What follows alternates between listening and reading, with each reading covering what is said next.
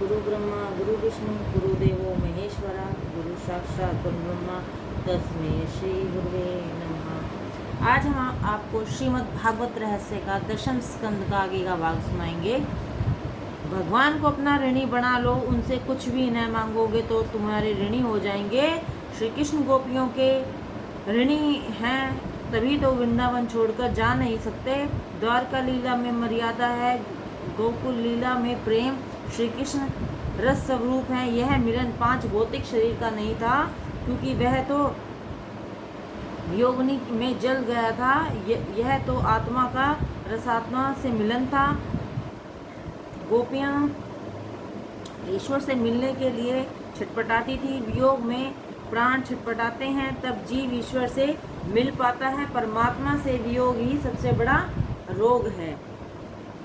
योग का अर्थ है जीव और ईश्वर का अर्थ है संयोग। रासलीला महायोग। रासलीला में श्री कृष्ण और गोपियों का दैहिक मिलन नहीं था। गोपियों का 5 भौतिक शरीर तो उनके अपने घर में था, यहाँ तो उनका सूक्ष्म देह से मिलन था, आत्ममिलन था। न्यूसन हे राजन, भगवान की माया से मोहित ब्रजवासी गोपाल अपनी पत्नियों को अपने पास ही मानकर श्री कृष्ण की ओर दोष दृष्टि से देखते नहीं थे। उनको भी आज श्री कृष्ण के प्रति द्वेष उत्पन्न हुआ। रासलीला में गोपियों के सूक्ष्म आध्यात्मिक शरीरों का ईश्वर से मिलन था। सूक्ष्म शरीर 17 तत्वों से बना हुआ है।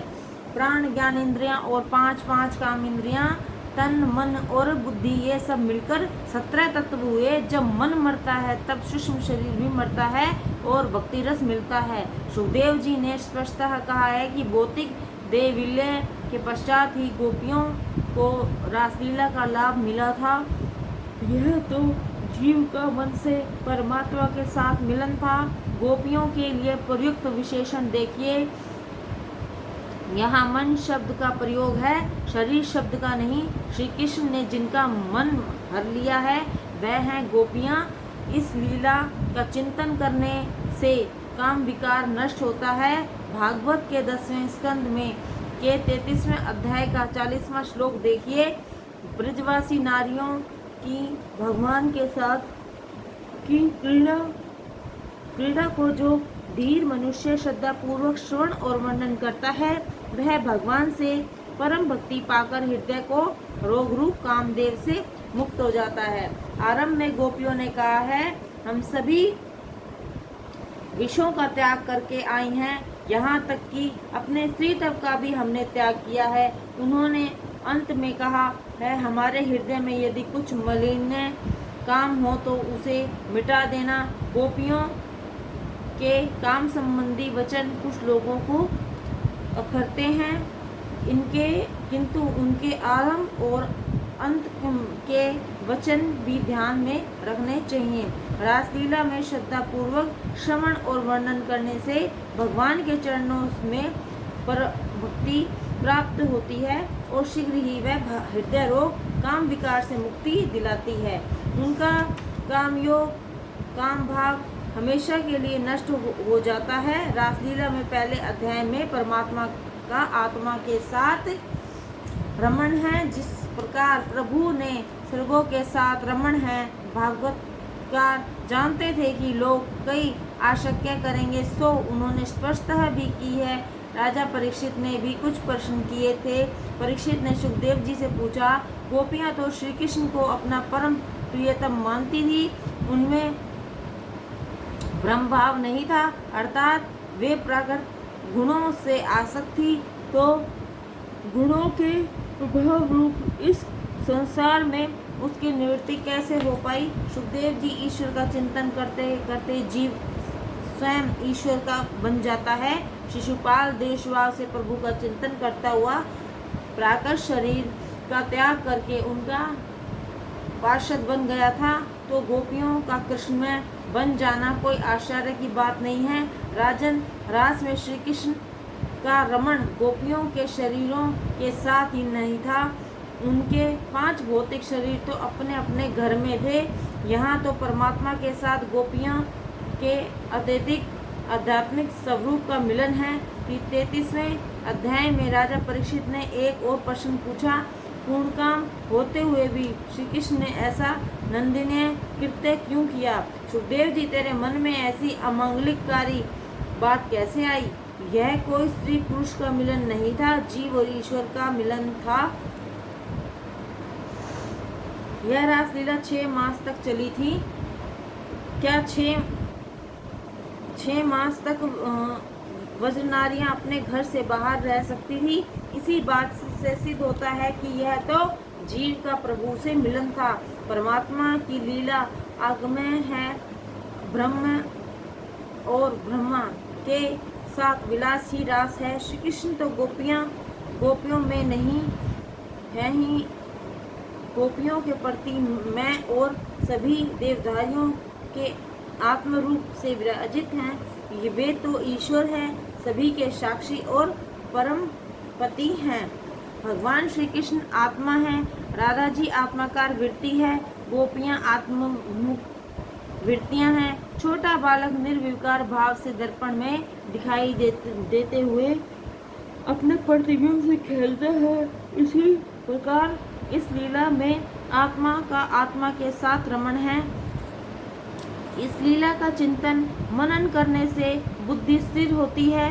बुद्धि तो चंचल है, 5 विषय उस पर अधिकार जमाना चाहते हैं, किंतु बुद्धि तो एक ईश्वर को ही अर्पण की जानी चाहिए। जीव का सच्चा पति ईश्वर ही है। भागवत तो भावरोग की औषधि है, किंतु सभी व्रत नियमों का विधि पूर्वक पालन करना चाहिए। महापुरुष वेद शास्त्रों की मर्यादा का उल्लंघन कभी नहीं करते हैं। स्वयं श्री कृष्ण की भी ब्रह्म मुहूर्त का समय प्रातः 4 बजे शैया का त्याग कर देते हैं। महाप्रभु वल्लभाचार्य त्रिकाल संध्या हमेशा करते थे। एक बार वे जगन्नाथ जी के मंदिर आए। एकादशी का व्रत था, प्रसाद मिला, सुखड़ी लड्डू विशेषज्ञ का। अब क्या करे तो क्या करे, समस्या आ पड़ी। प्रसाद के प्राशन से एकादशी के व्रत खंडित हो रहा है और प्राशन न करने पर प्रभु के प्रसाद का अपमान होने जा रहा है। उन्होंने सारी रात प्रसाद को हाथों में ही रखा और उसका गुणवाद करते रहे। द्वादशी का प्रभात प्रकट हुआ तो प्रसाद ग्रहण किया। महाप्रभु वल्लभाचार्य कहते हैं, विषय सुख में फंसे हुए विलासी के लिए पुष्टि मार्ग निषेध है। कि श्री कृष्ण कैसे श्यामी थे उसका वर्णन हमें ऊपर बड़े विस्तार में पड़ा है। वे गोकुल में जूते, सिले हुए कपड़ों,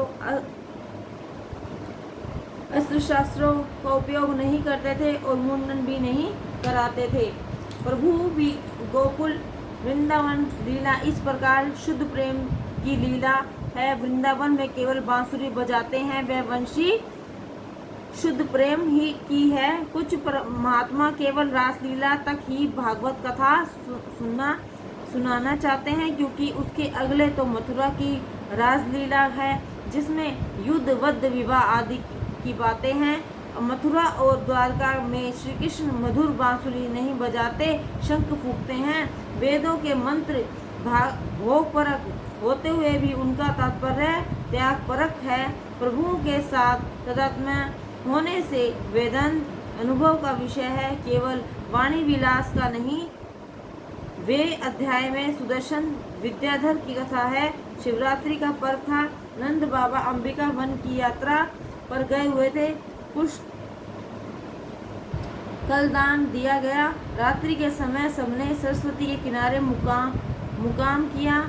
वहाँ रहने वाला अजगर नंद बाबा को निगलने लगा। श्री कृष्ण ने चरण स्पर्श से वह मर गया और उसमें से वे एक देव पुरुष प्रकट हुआ। भगवान ने अनजान बनकर उससे पूछा, कौन हो तुम? उस देव पुरुष ने कहा, मैं अगले जन्म में सुदर्शन नामक विद्याधर था। मुझे अपनी सुंदरता का अभिमान था। कुरूपों को देखकर मुझे हंसी आती थी। मैंने एक बार काले कुबड़े ऋषि अंगिरा को देखा तो मैं अपनी हंसी रोक ना सका। ऋषि क्रोध में भड़क उठे, अरे अवधेत, मेरा शरीर भले ही काला कुबड़ा है, किंतु मन हृदय और उज्जवल है। किंतु तेरी बात तो ठीक उल्टी है। मैंने तो सत्संग से अपनी कृति सुधार ली है। तेरा तन तो उजला है किंतु मन काला कलूटा है। मैं तुझे शाप देता हूँ कि तू अजगर बनेगा। शरीर में कौन सी सुंदरता है, यह रुधिर मांस हाड़ चाम से बना हुआ है। यदि रास्ते में हड्डी पड़ी हो तो लोग कतराकर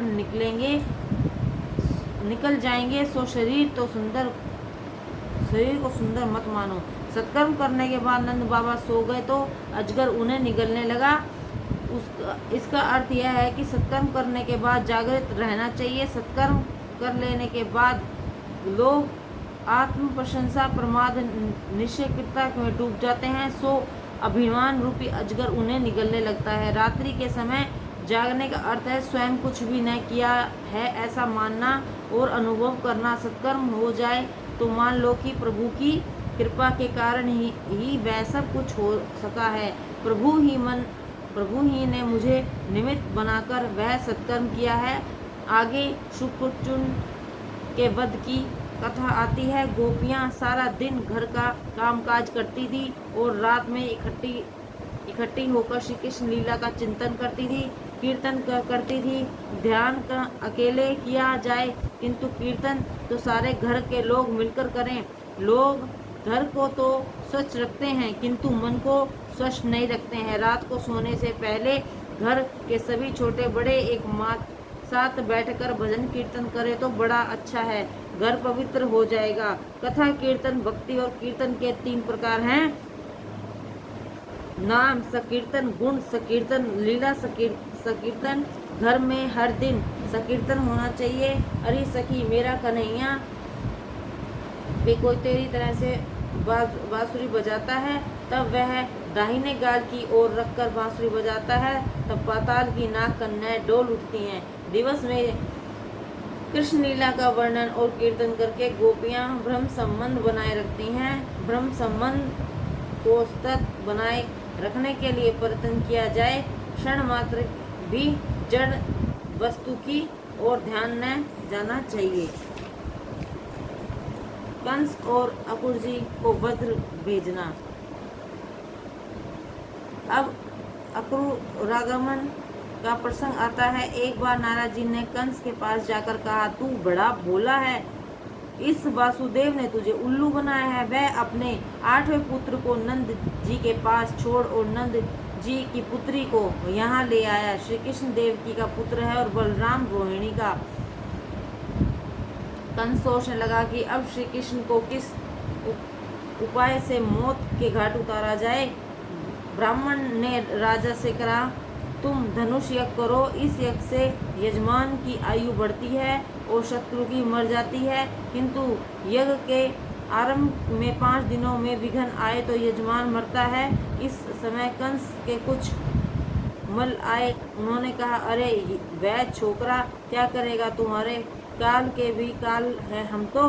कंस ने यज्ञ के बहाने नंद के पुत्र सहित आमंत्रण भेजे तो भेजने की बात सोची और मल्लों से कहा, वे इधर आते हों तब काम तमाम कर देना, वे मेरे शत्रु हैं। कंस ने अकुर जी को बुलाया और कहा, चाचा जी एक काम करना है तुम्हें। नारद जी कहते हैं कि श्री कृष्ण ही देवकी का 8वां पुत्र है जो मुझे मारने वाला है। मैं अपने इस काल को मारना चाहता हूँ। तुम नंद बाबा को धनुष यज्ञ में पधारने का आमंत्रण दो और श्री कृष्ण बलराम को अपने साथ ले जाओ। हाँ, किसी को कहीं इस बात का पता न लग जाए कि मैं उसे मारना चाहता हूँ। बस मेरा एक छोटा सा काम कर दो। कंस अकुर जी, तुम कल गोकुल जाओ और कृष्ण बलराम को ले जाओ। यह बात गुप्त ही रहनी चाहिए। अकुर जी, तेरी आज्ञा है तो मैं कल गोकुल चला जाऊंगा। कंस की मृत्यु निकट आ रही थी, सो उसने कृष्ण को आमंत्रण भेजा। अकुर जी राज्यसभा से निवृत्त होकर घर लौटे। सारे रात दिन न आई, वे कृष्ण का दर्शन करने के लिए अधीर हो गई। प्रातः काल में अकुर जी शीघ्रता से संध्या आदि कर्मों से निवृत्त हो गई। कंस का स्वर्ण रथ आया तो अकुर जी सवार होकर गोकुल की दिशा में चल निकले। रास्ते में वे कृष्ण के ही विचार करते जा रहे हैं। मेरा भाग्य उदित हुआ है कि आज भगवान के दर्शन होने जा रहे हैं। मैं अधम पापी अपात्र आपकी शरण में आ रहा हूँ। मुझे अपनाकर मेरा जन्म सफल कीजिए। अकुर जी की भांति मार्ग में प्रभु का चिंतन करते रहना। हर कदम पर श्री कृष्ण को याद करो। मार्ग में अकुर जी परमात्मा का स्मरण करते हुए अपने भाग्य उदय के बारे में सोचते जा रहे हैं। मुझे कुछ कामी को भगवान का दर्शन कैसे हो सकता है, किंतु श्री कृष्ण ने उसे अपनाया है, इसलिए कंस ने मुझे भेजा है। लगता है कि सांझ का समय गौशाला में कन्हैया का दर्शन होगा। वे वहाँ गोपालों के साथ होंगे। पहले बलराम को वंदन करूंगा और श्री कृष्ण से कहूंगा, हजारों वर्षों से बिछड़ा हुआ जीव आज आपसे मिल पाया। हे नाथ, इस जीव को अपना लो। एक बार इस अधम पर कृपा करो। एक बार कह दीजिए कि तू मेरा है। मेरे भगवान की दृष्टि तो प्रेम में भीगी हुई है। उनके स्नेह भरे नयन मुझे पवित्र कर देंगे। जब मैं वंदन करूंगा, वे तुम मुझे कृपा दृष्टि से देखेंगे। मेरी ओर देखकर मेरे मस्तक पर अपना वरद हस्त पधारेंगे। अकुर जी तो ऐसी कल्पना में डूब गए कि मन उन्होंने मान लिया कि वे गोकुल पहुँच गए और श्री कृष्ण उनके मस्तक पर हाथ फेर रहे हैं। ऐसा सोचकर स्वयं अपना हाथ अपने सिर पर रख दिया। प्रभु स्मरण में ऐसी एकाग्रता होगी तभी प्रभु प्रसन्न होंगे। वेदांत संकल्प का निषेध करता है। संकल्प रहित बन पाना कठिन है। इसलिए तो वैष्णवाचार्य भगवान के लिए संकल्प करने को कहते हैं। अकुर जी सोचते हैं कि कन्हैया उन्हें नाम लेकर पुकारेगा भी या नहीं। वैसे तो मैं पापी हूँ, अधम हूँ, किंतु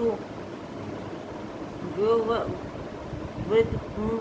वासुदेव का चेहरा भाई भी हूँ और मित्र भी। सो कन्हैया मुझे चाचा कह के पुकारेंगे। यदि वह उस चाचा कहकर उठने बैठने को कहेंगे तभी मैं उठूँगा बैठूँगा। वह मुझे चाचा कहेगा तो मेरा मन जन्म सफल हो जाएगा। अकुर जी मन की भांति की कल्पना करते जा रहे हैं और कन्हैया मुझे चाचा ही कहेगा, किंतु मैं तो कामी और विलासी हूँ। वह मुझे दर्शन भी नहीं दे देगा। तो जिसका जीवन भोग विलास के में बीता जा रहा है, उसे प्रभु शीघ्र दर्शन नहीं देते। मैं यौवन के नशे में चूर था। उस समय मैंने बहुत से पाप किए थे। यदि इस कारण से कन्हैया मुझे न अपनाएगा तो मेरे घर पहुँचने का समाचार पाते ही वह कहीं छिप जाएगा। तो अपनी युवावस्था के समय से पापाचार को याद करके अकुर जी धीरज खो रहे हैं। फिर भी वे सोचते हैं कि श्री कृष्ण की पति पावन है, वे अवश्य मुझे अपनाएंगे। यदि मुझ जैसे पापी को नहीं अपनाएंगे तो फिर उन्हें पति पावन कौन कहेगा। हे नाथ, मैं पतित हूँ और आप पति पावन, मुझे अपना लीजिए। विचार करना है कि तो पवित्र विचार करो। बुरे विचार मन को विकृत करते हैं। मार्ग में शुभ शकुन हुए तो अकुर जी ने सोचा भगवान मुझे अवश्य अपनाएंगे। अकुर जी ने मार्ग में श्री कृष्ण को चरण चिन्ह देखे। कमल ध्वजा और अशोकयुक्त चरण तो मेरे कृष्ण के ही हो सकते हैं। इसी मार्ग में कन्हैया गया होगा। वह खुले पांव ही गायों के पीछे चरता फिरता होगा। आदि नारायण का चिंतन हो रहा है। यदि वे खुले पांव घूमते हैं तो मैं उनका सेवक हूँ। रथ में कैसे बैठ सकता हूँ? मैं सेवा करने योग्य नहीं हूँ, अधम हूँ, पापी हूँ। मैं तो वैष्णव का दास हूँ।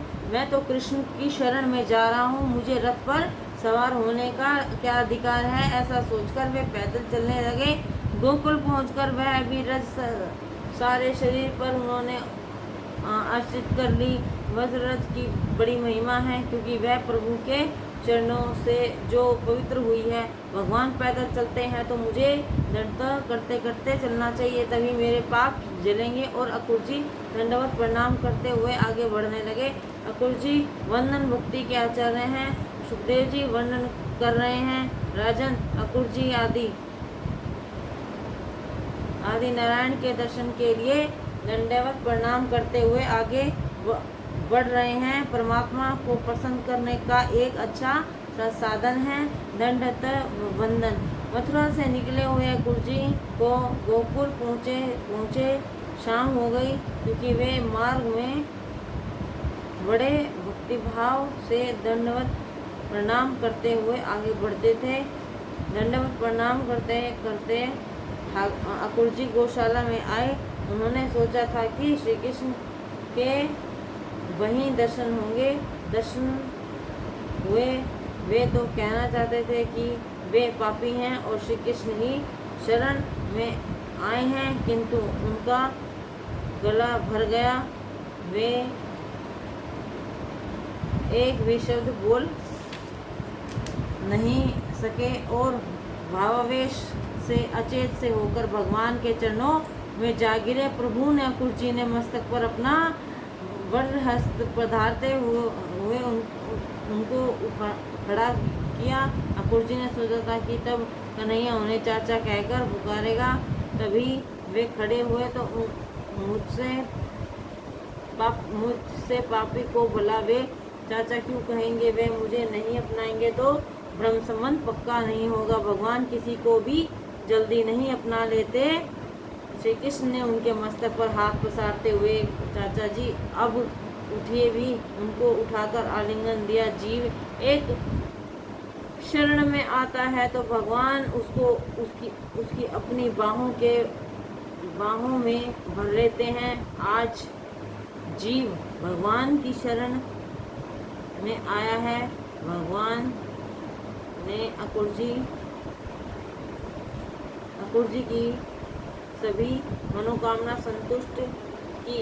भगवान जिसका आदर करते हैं उसका मान चिरस्थायी रहता है। गौशाला ने से सब नारद जी के घर पर आए। नारद जी ने अक्रूर जी का स्वागत किया।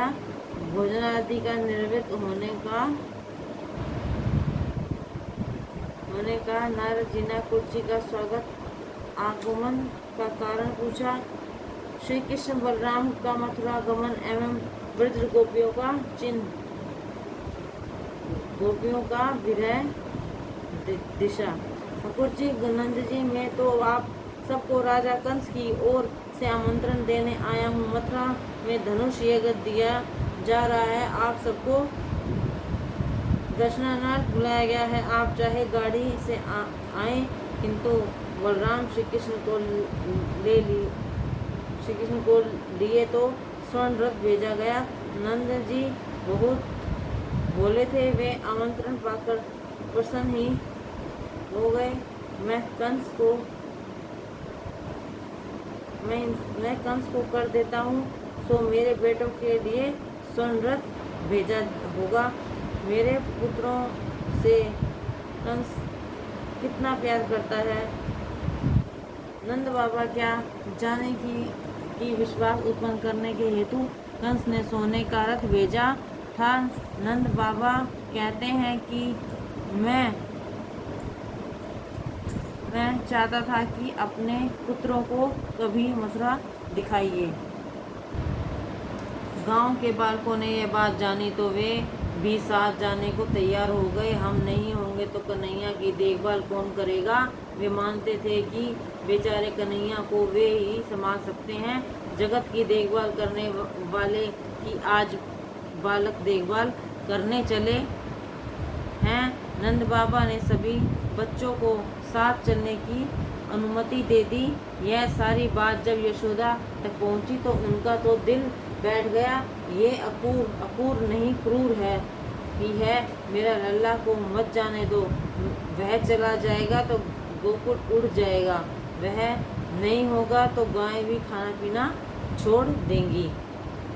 नंद बाबा यशोदा को ढांढस बंधाते हुए समझाने लगे, कन्हैया 11 बरस का तो हुआ, अब कितने दिनों तक तू उसे अपने घर में रखेगी? उसे घर का जगत भी तो देखना, घर से बाहर का जगत भी तो देखना चाहिए। मैं अब उसे गोकुल का राजा बनने योग्य बनाना चाहता हूँ। हम 2-4 दिन मथुरा में घूम घाम कर वापस आ जाएंगे, तो चिंता ना कर। फिर भी यशोदा का दिल नहीं मानता है। अपने लाला को अपनी आंखों से मैं कैसे दूर करूं? इस वृद्धावस्था में कन्हैया के लिए ही तो जी रही हूँ, यही तो आधार मेरा है। रात आई, सब सो गए, किंतु यशोदा जी की आंखों में नींद आज दूर दूर तक चली गई थी। न जाने कल क्या होगा, कन्हैया चला जाएगा तो मैं अकेली कैसे जी पाऊंगी। वह बाहर आंगन में आकर सिसकियां भरने लगी। कन्हैया की आंखें अचानक खुल गई तो सेज पर माता नहीं थी। वह उसे इधर उधर ढूंढने लगा। उसने माता को बाहर आंगन में रोते हुए पाया। वह माता के पास बैठ गया और माता को गले में हाथ डालकर उसके आंसू पोंछते हुए रोने का कारण पूछने लगा। तू क्यों रोती है? तू रोती है तो मुझे बड़ा दुख होता है। कन्हैया की बात सुनकर माता को कुछ तसल्ली हुई। वह कहने लगी, वैसे तो कोई खास बात नहीं है। तू कल जा रहा है सो मेरी आंखें बरस रही हैं। मुझे छोड़कर तू कभी नहीं जाना, तेरे ही सहारे तो मैं जी रही हूँ। कन्हैया माता को आश्वासन देने लगा, क्यों चिंता करती हो? क्यों व्यर्थ डर सकती हो? क्यों व्यर्थ डरती हो?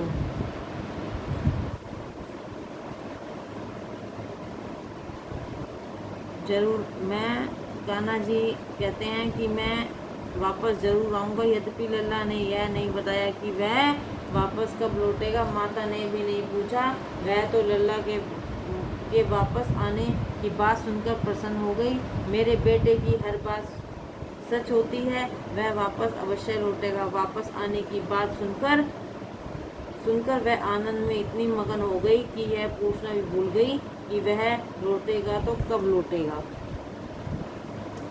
यशोदा ने लल्ला से कहा, चल अब हम सो जाएं। दोनों एक ही सेज पर सो गए। आज श्री कृष्ण ने यशोदा के हृदय में प्रवेश किया। अब कन्हैया बाहर नहीं भीतर भी दिखाई देगा। वासुदेव देवकी कारागार में 11 वर्ष से तप कर रहे हैं। अब यदि श्री कृष्ण वहां न जाएंगे तो उन दोनों के प्राण चले जाएंगे। प्रातःकाल हुआ, मंगल स्नान समाप्त हुआ तो माता कन्हैया का श्रृंगार करके सजाने लगी। तेरा मनोहर रूप अब मैं कब देख पाऊंगी? कन्हैया ने वापस आने का वचन दिया। यशोदा का मन आज अधीर हो उठा। उसने स्वयं भोजन बनाया और कन्हैया को खिलाया। अक्रूर जी रथ लेकर आंगन में आ गए। जब गोपियों को समाचार मिला तो वे दौड़ती हुई आ पहुंची। उनमें राधिका जी भी थी।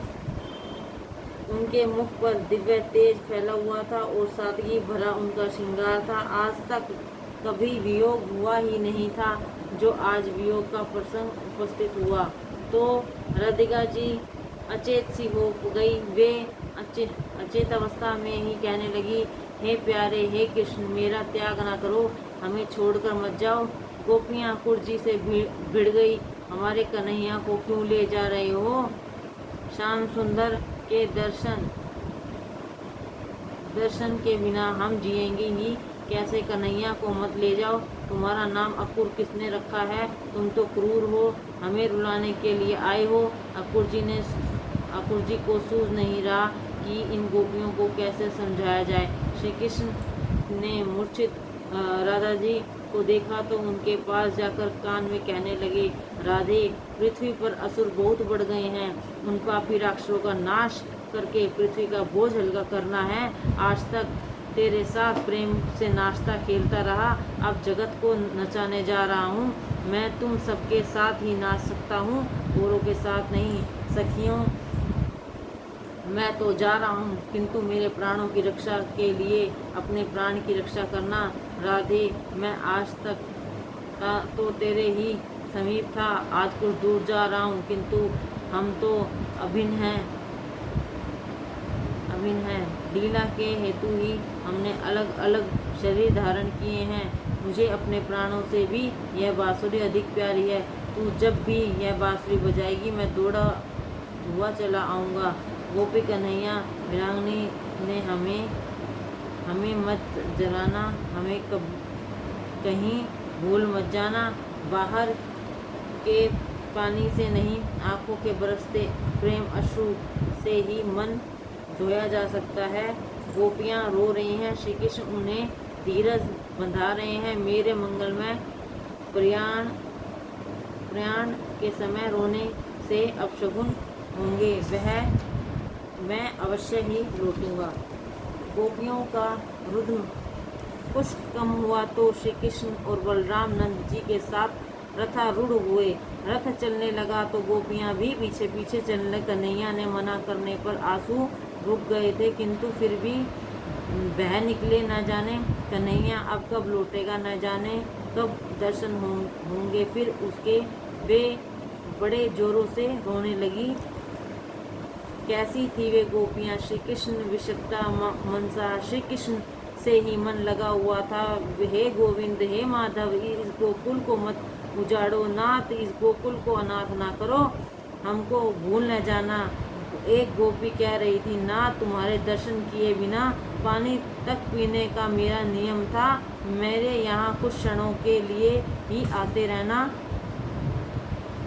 जय श्री कृष्ण।